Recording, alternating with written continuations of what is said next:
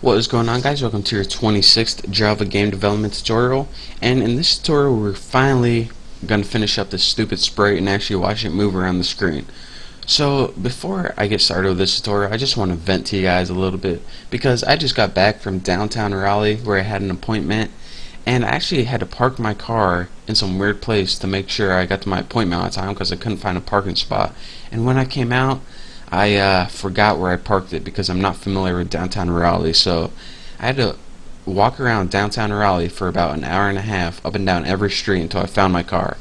And yeah, it was pretty annoying. But now that I am done venting, I will finish this tutorial. So let's go ahead and make the method update, because remember, we're getting an error up here. It says create method update. Alright, you talked me into it. Update Sprite's positioning, and all this is going to do is check if the Sprite is off the screen, and if it goes off the screen, it's going to put it back on the screen. Now let's go ahead and name public void update in long time past, and we only use this time past one time in the final update, so that's pretty cool. So now that before we start building this method, I need to tell you guys about one thing. Now whenever we have any image we're working with, the image is actually a box. It has a width and it has a height. Now there are a lot of pixels in that image, so when you're testing what part of it goes off the screen, Java only cares about the top left portion of that image. So that would be 0, 0 of the image. Since it doesn't care about the bottom right, top right, it only cares whenever we're testing if this Sprite is off the screen, it only is going to look at the top left portion of the image. So that's a little thing that you want to keep in mind. So, and you'll see why this is useful later on. But what we want to test, first thing, if the Sprite, well, we want to test where it is. If Sprite dot get x, which means its x value is less than 0, which means if its leftmost side of the Sprite is less than 0, well, 0 is the leftmost part of your screen, because remember, top left is 0, 0. So if your Sprite is less than 0, its x positioning, it means it must be off to the left hand side, off your screen somewhere. So what do we want to do if it goes off your screen past 0, like a -5 or -10? That's when this would be true. But what we want to do is we want to set the speed, because here's what must have happened. If it got off the screen to your left somewhere, then when it was going from right to left, it must have just never stopped its speed or velocity and just kept going left. So we want to just change the velocity to the same exact velocity, but we want it to go left to right instead of right to left, so it stays in your viewing area. So let's go ahead and put Sprite dot set velocity of x, because remember, that's what we're checking right now. And what we want to do is we want to get the absolute value, because if you remember from math class, absolute value is always positive no matter what.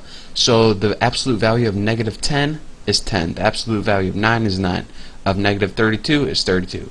Again, it takes any number and makes it positive. So math dot absolute value, and in your absolute value just type Sprite, how fast you want it to go. Well, just get the old velocity as before, because that was good enough.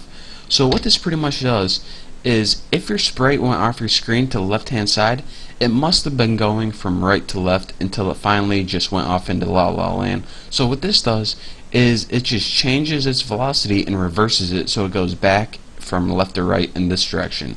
So we need to do this for the x, and we need to do this for else if, not else is, come on Haas, else if Sprite dot get x, and we need to do plus Sprite dot get width.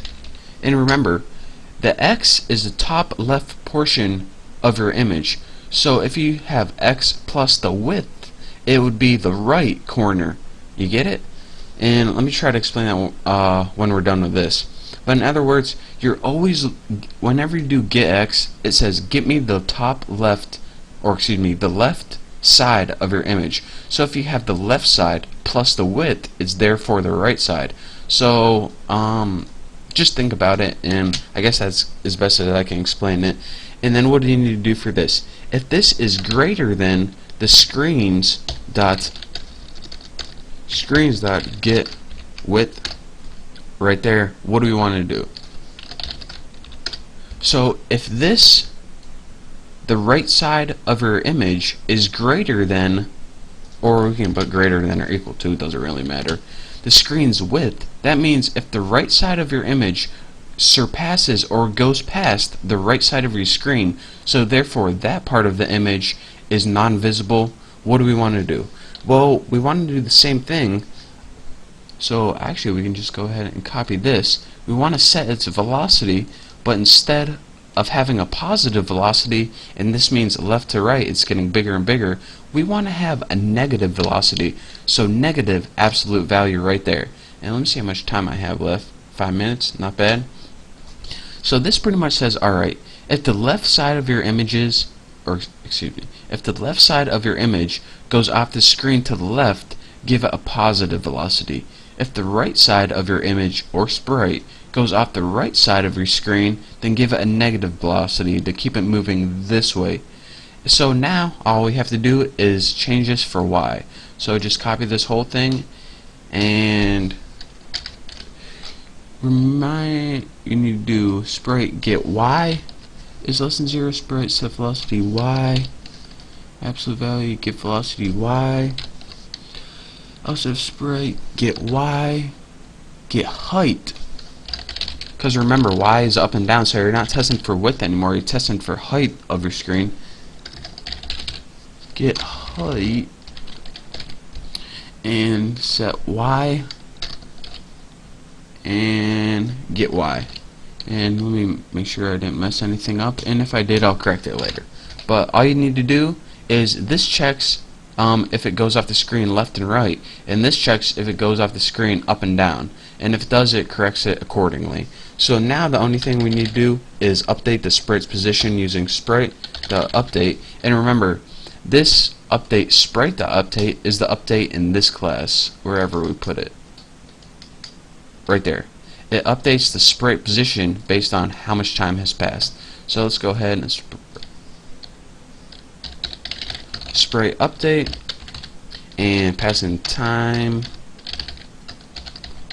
and unless we forgot a Y or a height or anything, this should work. So I know you guys can't see it, but let's go ahead and run this and I'll tell you guys what's happening.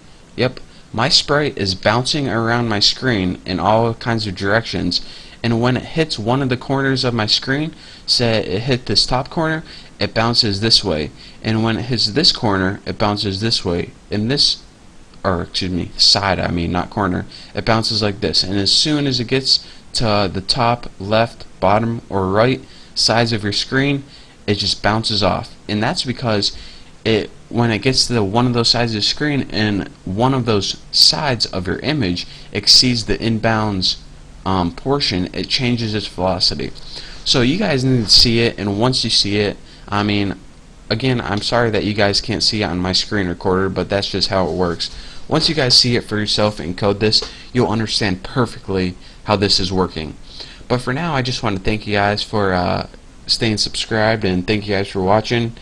And make sure to check out my next tutorials where we will be going over some other cool stuff. But I am going to probably go to school and go to McDonald's and eat like 5 double cheeseburgers. So thank you guys again for watching. Don't forget to subscribe, and I'll see you next time.